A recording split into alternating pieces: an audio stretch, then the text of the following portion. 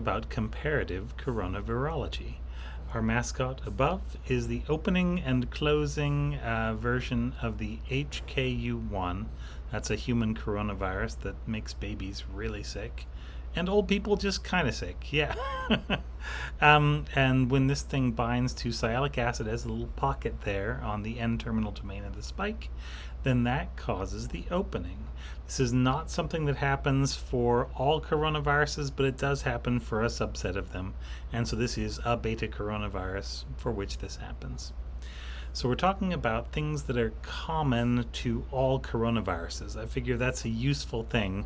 If you want to make a sentence like coronaviruses are, you ought to have all the facts. So coronaviruses are enveloped. They always have a membrane, and the membrane is going to be this sort of white double ring that goes around the outside of the virion. They're always going to have something like a spike sticking out from the outside. These are the little blobs that you can see sticking out, making a sort of a ring. That's the corona, like the little crown on top of our virus. And they are always going to be what's called pleomorphic, which means that there are no two virions on here that are exactly the same shape or exactly the same size. There are some that are sort of close, but they're all just sort of a little bit squidgy. Yeah. All right, what else can we say about them? If we open that virion up, because the virions are all more or less interchangeable. There were several different coronaviruses there. You can't tell them apart, neither can I. Neither can anybody. These are the genome organizations. So what we've done is imagine just what are the genes and what is the order of the genes. When you see them up and down, usually that's either because they'd be partly on top of each other and we're just trying to show it, or because there's a frame shift, because there is always a frame shift. So always present, polyprotein 1AB, which includes the replicase, and it always does have a frame shift, although I'll show that to you in a minute. Also, always present, there's always a spike, that's the yellow box. Although you can see sometimes there are two spikes, and sometimes there's about a spike and a half. That's these little stripy yellow boxes here. Yeah, crazy. There is always a membrane protein, or you can call it the matrix protein. That's the red thing, and it always comes after the spike. And then there's always a nucleoprotein, which is the green thing, and that always comes toward the end. It's always after M and S that you find your nucleoprotein. There are 6 major groups of these viruses that I'll show you on the next slide, and they can have either one segment, which is all of these in these groups here and this group at the top, or they can have 2 segments, and that's what this group and this group are doing. And those both appear to work very well in nature. It's just a thing that looks like it has happened twice, 2 separate occasions, not just one segmentation event. But you can tell that from the phylogenetic trees. So these trees are actually rooted with a different group of viruses called the Tobani-viridae, Tobani viridae. Those are the nearest relative to coronaviruses, and so where those connect to coronavirinae, that's this little dot back here, and that's going to be the spot where the origin of coronavirinae is. Then you have all these things stretching out to what is basically the present time. The coronaviruses of animals that you know and love, like people, for example, and of other mammals and other birds, are all found in these top 4 little clades. And I closed them down because we know lots of viruses in those clades, but they're all very similar to each other. And we were trying to highlight, well, here are all the different things coronaviruses can be. You can see that all the ones in those groups are infecting land animals. So that's the brown color in the middle, tells you where these animals live. So brown is for land animals, and we're going to include birds there because they're terrestrial. They breathe air, yeah, like out of the sky. The green things here are for amphibians that live partly on land and partly in the water when they're babies. Now, all of these do catch the virus, from what we know, while they are in the water. So consider that another aquatic clade. Everything else that's blue is some kind of aquatic, whether salt water or fresh water mostly. But you can see it's a real mix, and yeah, these things spread in the water very well. And over here you can see the different types of hosts that coronaviruses have. All these that are sort of salmon colored, those are in different kinds of fish. And there are, like this is it's a jawless fish. That's this little purple branch. You get a couple of amphibians. This one is an axolotl amphibian. Those are the cool little pink ones with gills like this that can regrow their limbs. Very interesting virus in a very interesting animal. And there are also the two frog viruses up here. And then all the pink things are groups that only infect mammals. The yellows are ones that infect a mix of mammals and birds, but it's more types of bird, and there's only a few of those groups that have got into mammals.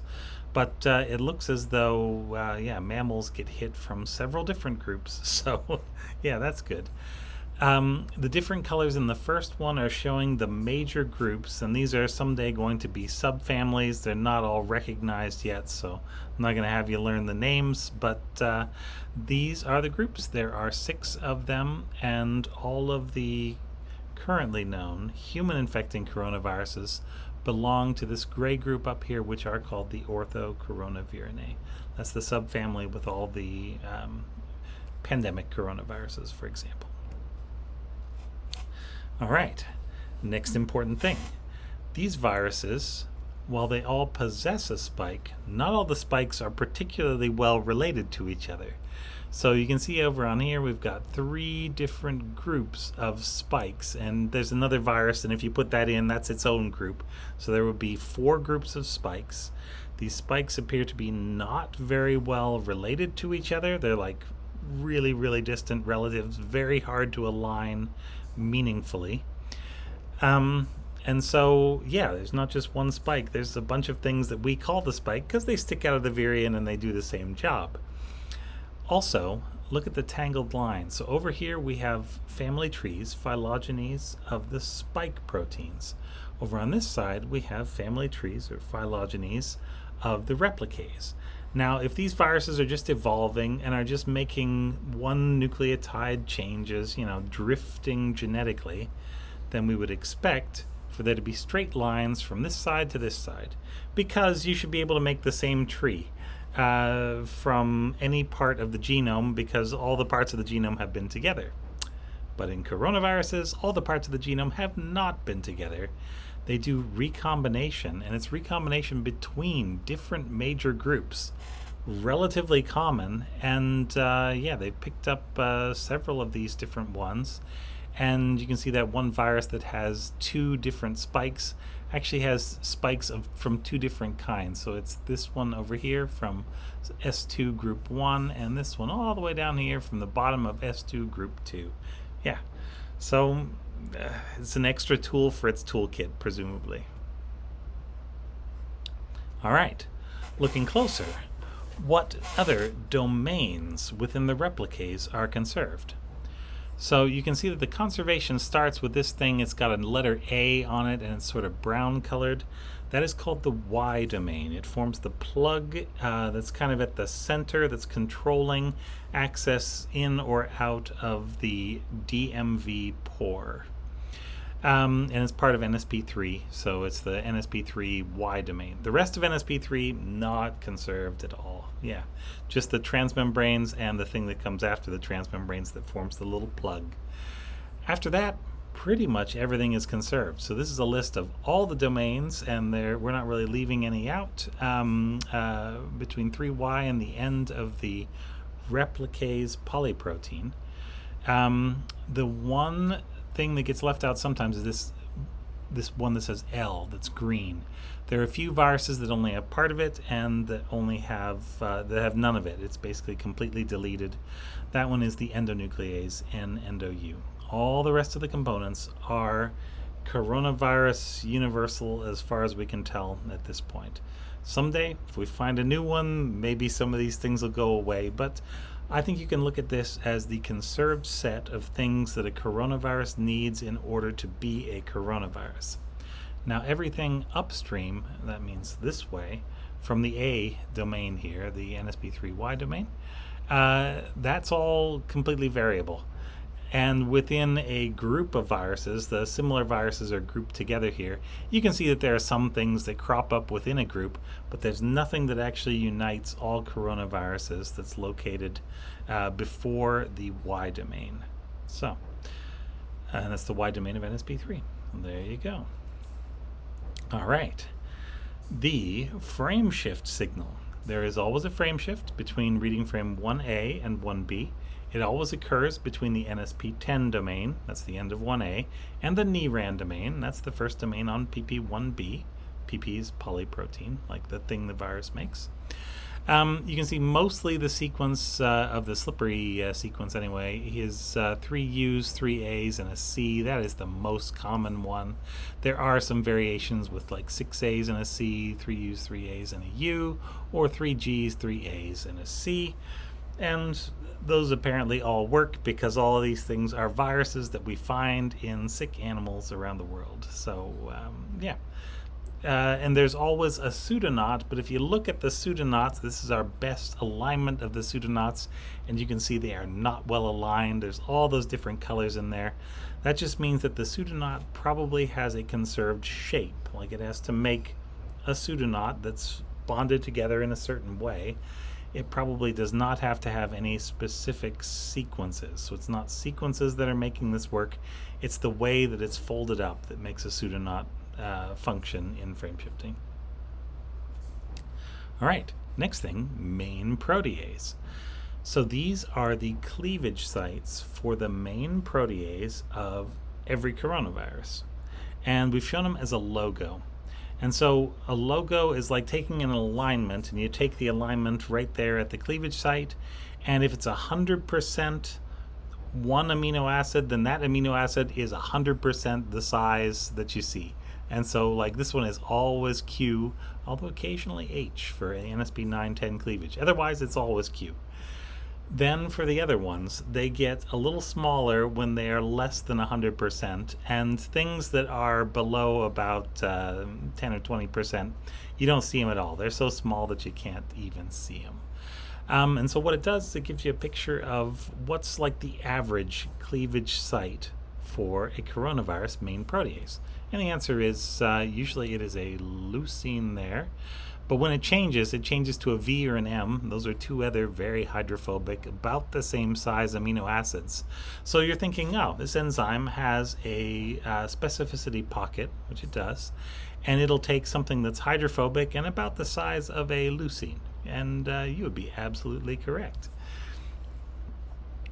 There's nearly always a glutamine, that's the Q amino acid, at the cleavage site, and the cleavage happens after the Q, between the Q and the other thing.